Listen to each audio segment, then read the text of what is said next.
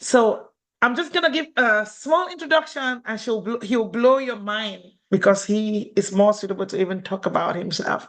Our second speaker is Oliver Nshom. He's a keynote speaker, a high impact trainer, coach, and strategic communications consultant. Oliver has spoken to and trained over 22,000 individuals and professionals all over the world. What is this topic? Wait for it. It's a surprise.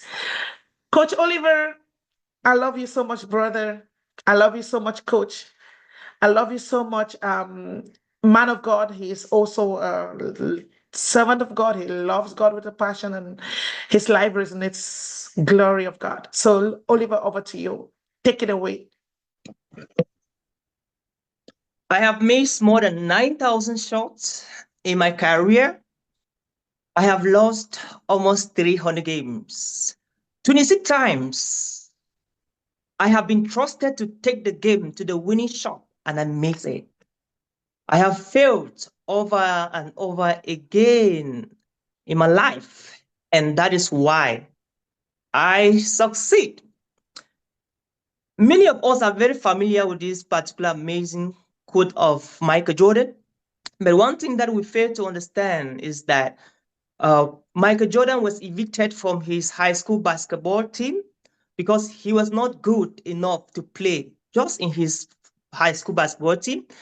And Michael Jordan promised himself that he was never going to be the least. And for the rest of his life, from that day he was evicted, every single morning when Michael was up from 5 o'clock to 7 a.m. in the morning, he would be in the basketball pitch practicing how to shoot, practicing how to dribble. And he did that for the rest of his life. And one day, when again his very high school basketball team was playing, Michael was somewhere enjoying his peers in the pitch. They were playing, and he was wishing if he could have that opportunity to actually be in the field to practice all he has been learning for a while. And ladies and gentlemen, Michael had that unique opportunity in his lifetime, exclusive. How one of the players got injured, and Michael was jogging beside the field, and the coach said, "Michael, come here, get to the field." And that is how Michael Jordan had the lifetime opportunity. And when he got into the field, ladies and gentlemen, the first ball Michael held, he dribbled everybody that was inside the field and he scored. And the second ball he had, he dribbled everybody, scored. And that was how any ball he was holding, everybody was like, wow, wow. All the spectators, even the players themselves, they were surprised, they were amazed with his phenomenal experience. And that is a little bit of my story. Congratulations, Laura. I admire your presentation and I'm so proud of you. And I'm excited you have the same name with my wife, Laura. And all of you, you're always the firstborn. My wife is the firstborn and you're the firstborn. What a combination. Thank you so much, Coach Leah, for having me for this amazing retreat. And congratulations, Matthew, for the great job you're doing to support our system in this organization. And of course, to Carrie and to everybody in this call. You're welcome. I'm so happy to be having you here tonight. Like we've heard, Oliver Nshom is my name, and I'm going to be walking you through some practical life lessons that I learned from my journey of resilience.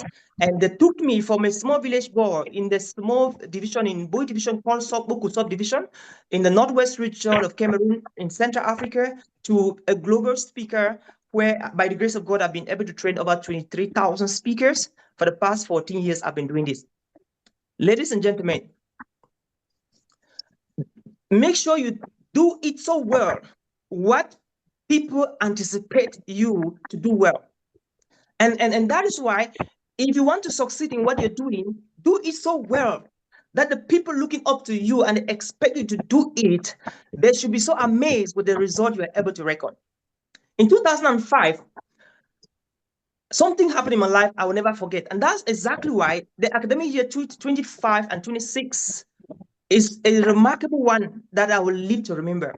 I was in Form 2 in GBHS Tolon Uku, and my math teacher came into the class, and so he was asking students, he was pointing fingers, "Hey, Susan, who do you want to become in future? I want to become a teacher. Mary, who do you want to become in future? I want to become a doctor. Peter, who do you want to become in future? I want to become a pilot. Oliver, who do you want to become in future? I want to become a global speaker. And immediately I said, I want to become a global speaker. My teacher started laughing, and all the other students in class joined my teacher to laugh at me. It was not the kind of laughter it was only interesting, but it was ridiculous. It was a kind of laughter where people laughed at you to mock at you. That look at this one. If everybody wants to become a speaker, you shouldn't be the one. You know why? Because in the village, I was actually from a family of 7 siblings, 1 girl, and 6 boys. My dad is a renowned traditional doctor, native doctor. And in Africa, when they say your father is a traditional doctor, at times you don't, by then you never had that confidence to introduce yourself that, your father is a traditional doctor. And the most worst part of the experience was that anywhere I'm in class and anytime I'm in class with my classmate, and anywhere I go, when my friends are introducing themselves and say, my dad is a medical doctor, my dad is a lawyer, my dad is a teacher, my dad is a pastor. And I'm like, Oliver, what about your dad? I'm like, hey, please, I don't want to talk about my dad. And I was always scared to say my dad was a traditional doctor. I never had that courage, that confidence to openly say that my dad was a traditional doctor because I did not want people to reject me. I did not want people to judge me for my dad's profession. And that alone played negatively in my personality, in my life, and in my overall life experience. And once of it, out of the 7 siblings to my parents, I happened to be the only one who graduated from primary school first, the only one who ever had the high school degree ever, and the only one who actually went to the university. If don't ask me what happened to the other 6 siblings, I cannot explain. But I think God can better explain why my parents decided to send me to school, despite the challenges. I remember when I was in Form 2, I was driven for school fees, and my mom trekked a distance of over 25 kilometers to go and labor to be able to raise only $20 to come and give me back to go to school. And it took my mom 2 weeks, 14 days to work in the farm, do agriculture for her to raise $20, which was my school fees I had to pay, which I was driving from. Away from that, I dropped out from school not once, not twice, not thrice, not 4 times, not 5 times, not even 6 times, 7 good times I dropped out from school. I remember every day in Uku, in my village, when I'm going to school, my neighbors, my friends, they were like, this week will not finish why Oliver has not dropped out. This month will not finish why Oliver has not dropped out. This year will not finish why he has not dropped out, because people were jealous. And I was the only boy child in a small village, Kondum Uku, that was going to school. With 3 of us, and I was the only boy going to school in that particular school with so many girls. So they were like, why should you be going to school while others are not going to school? If you ask me why others were not going to school, I want to explain.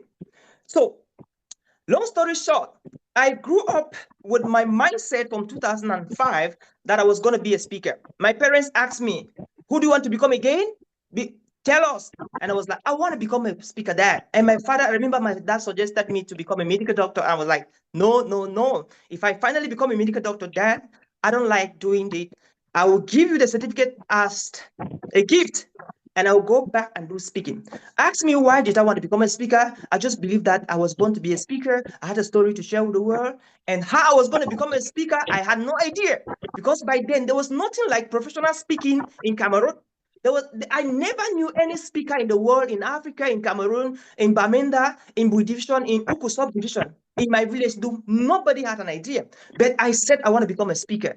Ladies and gentlemen, until 2008, where I had my first speaking opportunity. My first speaking opportunity was given to me by the Full Gospel Mission Cameroon, where they had one of their national youth camps. So I solicited to speak only for 3 minutes, ladies and gentlemen. And this is an experience I will never forget. After all the YouTube videos I've watched, the books, the dozens of books I've read on public speaking, professional speaking, I practiced my talk for 3 minutes. And when I walked up to the stage, while standing there, something happened I will never forget. I look at the audience, thousands of young people in front of me, and my mouth was dry, and my lips were producing some water. It seems like my lips, my hands, my palms was a water fountain, and because water was literally flowing out of my hands, and I was surprised. What is the hell with my hands? And before you notice, my feet were panicking and shaking, and I fumbled, I stumbled, and I gambled on the stage, and the result was chaos. I don't know if have you ever felt in your life? I'm talking to people that have overcome terrible situations in their life and they're still alive and living. Have you ever felt in your life? Have you ever done something and everybody is looking at you with some weird eyes and thinking that you're the worst failure you've ever seen? I've been there. Because when I failed in my first presentation, I felt like I would never do public speaking for the rest of my life. I felt disappointed. I felt discouraged. But you know what? I remembered my friend, Sue Eric. That was my high school class and my Form 5 classmate. When I came back after failing, everybody was looking at me. I felt disappointed. He was the only one that rocked my back and said, Oliver, you can make it. Oliver, it's possible. You just have to practice more. You just have to speak more, and it's going to be well. And I think each and every one of us, we need a Sue Eric in our life. That person that will always stand with us, that will always encourage us, that will always give a pat on our backs anytime we feel discouraged. And in the case of Laura, is West, her beautiful, her handsome husband, and we need that person in our life always. And away from that, in 2010, ladies and gentlemen, I took a decision in my life that if you ask me what happened before I took that decision, I will not tell you. But the truth is that I decided to launch my professional speaking career. And that is how it went. That is how it went. I promised myself I was going to start speaking, whether for a fee or for free. I started speaking. And it was not easy. Starting a career in Cameroon as a speaker, people were always asking me, what is this speaking all about, Oliver? I never bothered answering the questions. I was only studying and reading books and studying from YouTube and speaking.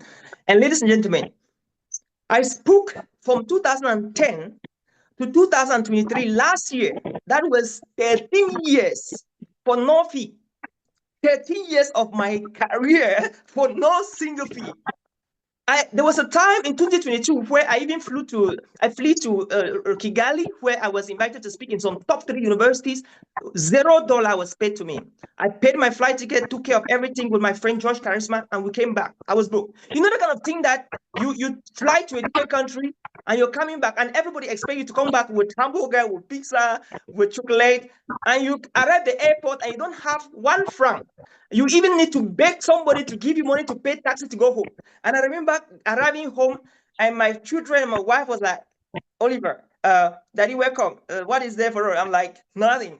Nothing. I don't have anything to give you. Like, you cannot come from a different country. They have nothing to offer. I was like, it's well, let's keep seeing what to do. I had to try to see how I could do to get a break for my kids, to get something for my wife. And I traveled from a different country. You can imagine how embarrassing that could be because I was in the journey of becoming a speaker. I did that for a long time. And until last year, 2023, where something happened. Something unbelievable happened. Ladies and gentlemen, I was just invited like here. I've been invited today to do a presentation for 30 minutes. And before being invited to do the talk online at the International Virtual Speakers Association, which Coach Leah and myself, I think we are members. Coach Leah is a member of the International Virtual Speakers Association and myself. So I was invited by International Virtual Speakers to do a 30-minute talk in one of their events. And before doing that, I applied to speak in Singapore. And my application was not accepted. So when I was speaking at the virtual event, the Singapore National Speakers Association, they sent some people to come and listen to me. So my faith to speak in Singapore was in my ability to deliver well during the event with the International Virtual Speakers Association. Ladies and gentlemen, immediately after I finished with my talk, you won't believe what happened. I received a call immediately from Arista. Arista, by then, was the president-elect of the ASM Professional Speakers Association. And Arista told me that, Oliver, one of our colleagues just listened to your talk, and we were so impressed. We love your energy. We love how well you are able to present facts and statistics clearly. You know what? Will you be available to fly to Asia in 2 weeks' time to speak at our upcoming convention in Singapore. And boom, that was a breakthrough. Ladies and gentlemen, I was like, yes, this is the opportunity I have been craving and looking for. And that was the first time in the history of my professional speaking career, from Bamenda to Buya, from Bamenda to the north, from Bamenda to Yaoundé to Douala, that I was traveling out of Africa to speak and to do what I've always loved to do, what I promised my parents I want to do, what I promised my neighbors, my classmates, my friends that I want to do with my life. And when I had that opportunity, everything was done for me. My flight ticket was paid by a very dear friend and sister here in the USA. Everything, some UK couples, some British couples, they sponsored my stay in Singapore and they gave me everything I needed. I did my talk. And while in Asia, in Singapore, something very, very, very terrific happened. My coach and mentor in America, who trained me in 2012 and certified me as a speaker, he was so impressed. That's James Kennan. James Kennan called me on Facebook Messenger and told me, Oliver, I'm so proud of you. You know what? I'm inviting you to come and speak in the United States in one of my upcoming events. Boom. Second opportunity. So when I was fleeing back to Cameroon, I was preparing to go to the embassy at the Yaoundé for my US interview. Ladies and gentlemen, I went to the interview in Yaoundé in Bastos. People told me that without the bank statement, you could never have a visa to go to the US, Oliver. I struggled to borrow money to get a bank statement, which my friend reduced it right down to 150,000 because we were friends, and asked me to do a bank statement of 10 million for 150,000 just to support what I was doing. I could not afford. I struggled. I called all the people that could borrow me 150,000. Nobody showed up. And I got angry. I told God, a little bit like Laura, what Laura told God. If you called me to do this job, if you called me to go to the US to speak, make a way. I went in for a 3 days retreat, ladies and gentlemen. I was praying, I was dancing, I was singing, a little bit like what Coach Leah used to do. I was praying, dancing, and singing. And the 10th day of my retreat was a day I had to go for the interview in the US Embassy in Bastos. Ladies and gentlemen, I went to the embassy without a bank statement. And after having a very interesting, engaging interview with the embassy officer, she told me, congratulations, Oliver, go and pay your visa in window 1. And I was like, yes, I get it. Remember, I never had money to even pay for the visa. I had to go back and start looking for money to come and pay for my visa in the embassy. It took me 1 week to have money to come and pay for the visa. Long story short, I got my visa and I flew to the US. When I spoke last year in Arizona, Phoenix, everybody was impressed. I taught them 25 thought leaders and CEOs and entrepreneurs in the US market how to communicate effectively to customers, to stakeholders, to their clients, and wherever they go as executives and as leaders. And when I did the talk, I went back to Cameroon. I did not stay here. And again, this year, 2024, they invited me again to speak in the same conference in Tampa, Florida. So when I came, I did another brilliant presentation, and together with my mentor, I had to relocate my business immediately to the US. And today, ladies and gentlemen, I have started an amazing event, an international public speaking bootcamp. That's one of my signature events where we're bringing speakers from all around the world to speak in this event. We did the first edition 2 weeks ago, and the second edition of this international public speaking bootcamp is coming up on the 15th of December. And of course, Coach Leah is going to be one of the speakers. It's going to be taking place in the Twin City, Minneapolis, USA. And you know what? Right now, as I talk, I have set up so many schools in public speaking, including the African Inclusive Institute of Public Speaking, the Texas Institute of Public Speaking, and the Public Speaking University. And together, we have been training thousands of speakers around the world. And I am happy that I'm not only living my dream that I had 19 years ago in 2005, but I'm also impacting lives, especially of the millions of young people from Cameroon, from Africa, from the US, from Asia, from Europe, from all around the world to become effective, connecting them to ideas and stories and helping them to become productive in God's vineyard. And that is the journey I went through. So what are the lessons that you can learn from my journey of being the son of a traditional doctor who was always rejected, who was always neglected, who had a dream to become a speaker? And some people even told me that nothing good can ever come out from the son of a traditional doctor. And I'm like, you are not God. I remember my Bible tells me in the book of Jeremiah, chapter 1, verse 5, that before I was formed in my mother's womb, the Lord himself knew already the plans he had for me. Beautiful plans. And the same verse is echoed in Jeremiah chapter 11, verse 29. And I was always echoing that in my mind, that nothing can stop the plans of God for my life until I stop it myself. And because I disciplined myself, I stayed focused. I was like, if there's one thing I must do in my life, I must become a global speaker. And ladies and gentlemen, the good news is that this year I was invited by the biggest organization in the world, the Global Speakers Federation, to come and deliver a talk to them in Indonesia, in Bali, Indonesia, on the speaker's capital. That's a topic I came out with, and I'm even writing a book on it. And to date, I've written 14 books in public speaking. I have 3 public speaking schools and a public speaking university. And currently, I am running my business in the beautiful city of Rochester in Minnesota, USA. And long story short, I'm located here with my family, and we want to give God the glory for everything. So, what is my call to action? Joking about the things you want people to take you serious about is not a good thing. Somebody's synonymous. Stop joking about the things you want people to take you serious about.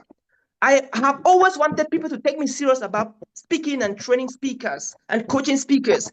And I do everything every day to become one of the best in this industry. I left the African speaking industry to the American speaking industry, which is highly competitive, because I want to become one of the best in the American industry. And my goal in the next 2 years is to become one of the top speakers in the United States speaking industry. And God be my helper, that is going to come true. Mark Twain said, and I quote, every day, work so hard in what you are doing as though there is somebody somewhere else working so hard to take it all away from you. Do you hear that? Work so hard in what you are doing as though there is somebody somewhere working so hard to take it all away from you. And that is my mantra. Every single day as I get up from bed, I want to work so hard in training speakers, in coaching speakers, as though there is one young man in Africa, in Kenya, in Rwanda, in Cameroon, in South Africa, in the US, in Germany, in Cyprus, in Singapore, working too hard to take away all my 14 years of labor. And that is why I met Coach Lear. And that is the point of contact we had. And that's exactly why I'm meeting you today. So I want to challenge you by letting you to know that pick one thing that you want people to know you for as from today. Just one thing you want people to know you from. I picked my own thing. Over 14 years ago, one thing I wanted people to know me for was not to become a great entrepreneur, a great CEO, a great pilot, a great engineer, but a great speaker who inspired, who lived and touched lives of young people or people in his generation. And that is the one thing I'm living for. And that's the one thing I would die for it. So I want to challenge you. What is that one thing you can die for it? That you want to pour out all of you into it. If you have not yet found that one thing that you are living for it, and you want to dedicate the rest of your remaining seconds, minutes, and hours, and days, and weeks, and months, and years on earth to that one thing, my friend, I'm sorry to say this, you are joking with your life. And until you identify that one single thing, I want to let you know, life will never be interested to you. And to round it up, 3 things will happen to you when you identify this one thing. 3 things will happen to you. The first thing that will happen to you once you identify this one thing, you want to die for it. Number 1, God will provide you the resources, both the financial, the materials, the manpower that you need. I have right now 2 Americans working with me. They volunteer themselves to work with me. I'm not paying them yet a salary, but they're just working with me to take my videos, to edit my videos, to do stuff for me. And I'm wondering, how on earth can these people volunteer their time to just work with me? Because they told me that, Oliver, you have a great vision and we are for it. I have an American who has decided to invest in my business. And so far, he has invested a lot of thousands into my speaking industry because he told me that he believed in my dream and we are on it together. When you identify that one thing, don't bother how the resources are going to come from, where it's going to come from. God himself will send the people with the resources to make it work. Number 2, the second thing that will happen to you when you discover that one thing is that God will protect you from your enemies and from the naysayers. and from the witchcraft's kingdoms, and he will preserve your life. Because God's pride is to see you succeed in that one thing, and that is why you're on earth. And he will fight every altar and everybody who is fighting that thing. And of course, any battle the Lord is fighting is a victorious battle already, because the battles we're even fighting is not flesh and principality. The battles have been won already long ago, over 2024 years ago when Jesus died on the cross. And lastly, once you discover this one thing, not only you will be provided with resources and finances, not only you will be protected from every person and every negative forces, you will have a peace of mind.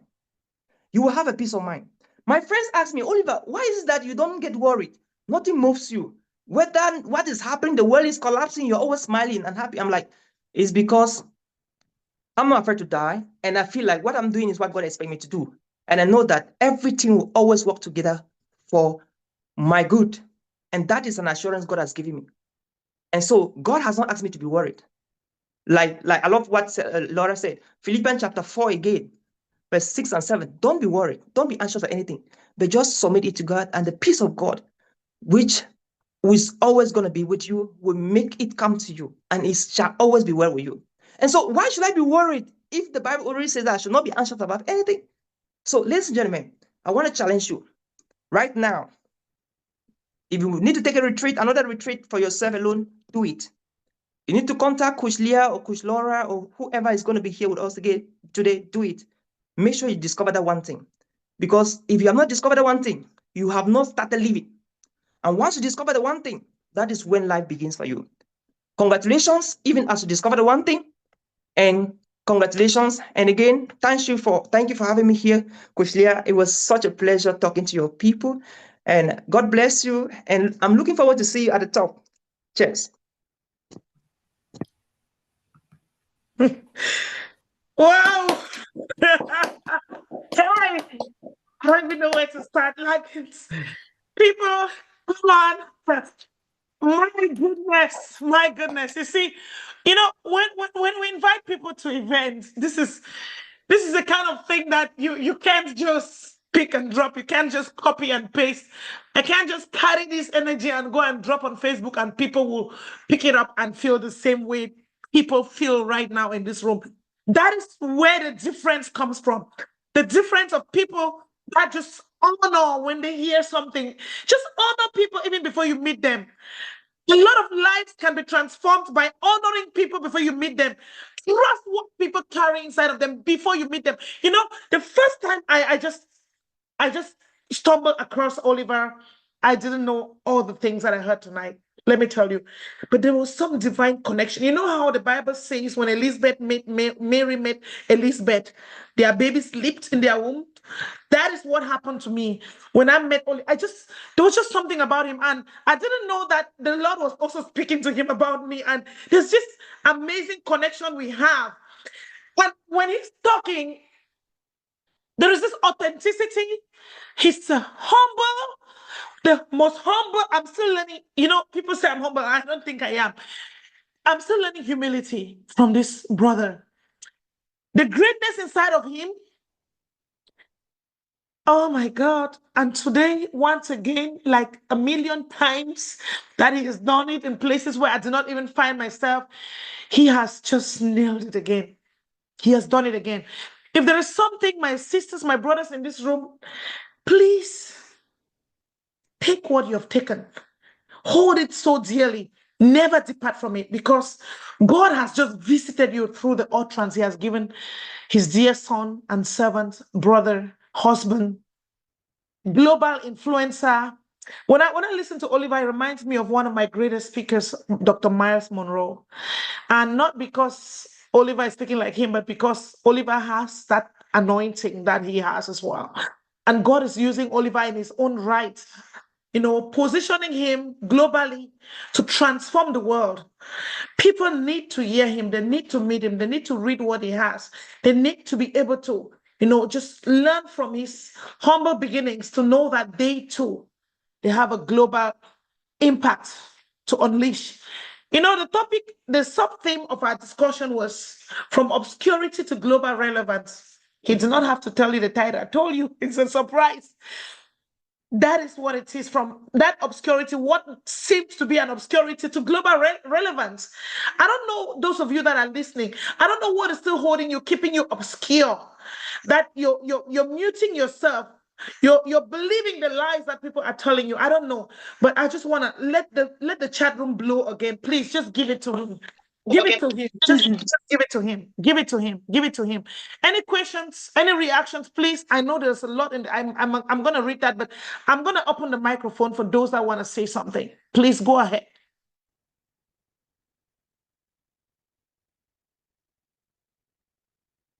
Anzi, go ahead, my sister. Go ahead, please unmute and open your camera as well and just say it. Hi, Oliver. Hi, everybody. Good morning. And Thea, great job. Oliver, you have such amazing energy. And I think even if you just get on stage and you just hype people up, they'll just be inspired, even if you don't tell a story. I think the two things that I picked up from what you shared is that you were embarrassed, basically, like any one of us would have been, about your dad being called a traditional doctor because of the social embarrassment that they create around that. But have you tried to change that narrative right now in your environment, in your common community? Because these are the things that we as Africans actually face, right? There are situations where they will come and take something that is actually really beautiful and then put a sting on it or stigma on it. And then we start feeling like it's a bad thing, just like you wanted to be a speaker. So I just have three questions. Hopefully, I can ask them in a way that you can be able to hear them and answer them for me. Number one, have you done anything, or do you plan to do anything as far as that is concerned? And even if people pay attention to it or not, but just literally take the stigma out of traditional doctors. Like you have Dr. Sebi, who used to say that and he got killed because that's actually how medicine started. Secondly, what happened that you wanted to become a speaker? Did you see it somewhere when you were back in school, or were you inspired by something, or did anything happen? I'm fascinated by airplanes, and I saw it on a random newspaper one day when I was a kid, and I wanted to be on an airplane. And I was told, Leah knows the story, I was told by one of my uncles with Coca-Cola nut in his mouth, and he was like, go get married and have a husband and forget about being on airplanes. And I said, I'll that damn airplane one day. And I am on that airplane now, making those lines for other children to dream. So what was it that actually tied that knot for you, where a lot of people could not see it, but only you could see it, and you focused on that why and that vision? Last but not least, as a question, do you read a lot? And if you do read, do you have any favorite authors? But thank you again for that amazing rendition. It's quite energetic and inspiring. All right. Thank you so much for that amazing question. As a Mufo, I really appreciate question number one. Do you plan to do anything to take the stigma of your dad being a traditional doctor, if I got it right? Correct. Great. So thank you so much for I've gotten so busy that I did not thought about that. So thank you so much. It's an eye-opener, and I'm gonna do something on that. I believe at times that most of the time, people that ask you questions, they always have an idea. So I will also appreciate if you contribute, if you can share with me what I could do. I'm definitely going to pray about it, figure out about it, and reflect and meditate and analyze it. But I will definitely do something about that. That's a very, very intriguing eye opener for me. That it was like a blind spot for me. I did not thought about that. So number two, so I'm saying that it's in process. So I will definitely do something about that. I'm not thought about that, which is very important. I do something about that because this in terms go ahead. On what people want, because I know there's several other speakers coming up and we don't want to take up Great. So what happened that you wanted to become a speaker? It is that kind of thing that you I was outspoken. This used to tell me when I was a kid, I talk a lot, like I used to talk a lot. My elder sister used to have it hard with me. Like she took care of me as I was a kid, all of that. But she was always afraid at times to take care of me because I will talk. The least thing she would do, I will talk about it. And at times I will embarrass her. At times I will inspire her. At times, so that's how I grew up. So everybody in the village, in the house, in the home, in the neighborhood, they knew that I was that outspoken kid. But I wanted not to be an outspoken idiot, but I wanted to be an outspoken inspirational speaker, thought leader, CEO, leader. I was like, what can I do to change my outspokenness, which people perceive it in the negative direction to in the positive direction where I can be of a blessing to people. So I started asking myself questions until I had the strong revelation in 25/6 academic year when I was in Form 2 that this is my dream, this is my journey. And so that is how I got inspired and I stick to it. And lastly, do you read a lot of books? Correct. I read a lot of books. So I read an average of, I don't want to say that here. So I can recommend you to read a couple of books. I don't know if you've ever read the book of, which book am I? I read books on public speaking. The book I'm reading right now is titled How to Speak Goda. How to Speak Goda. How to Speak Goda, like Goda, Gooder. Oh, Yeah, the author of the book is good God. Good God. Yeah. So I can recommend you more books after this. Yeah, that is the one I'm currently reading. Yeah, How to Speak God. That is it. Amazing book. And I also read TED Talks. TED Talks. There's another amazing book on TED Talks, how to deliver TED Talks and all of that.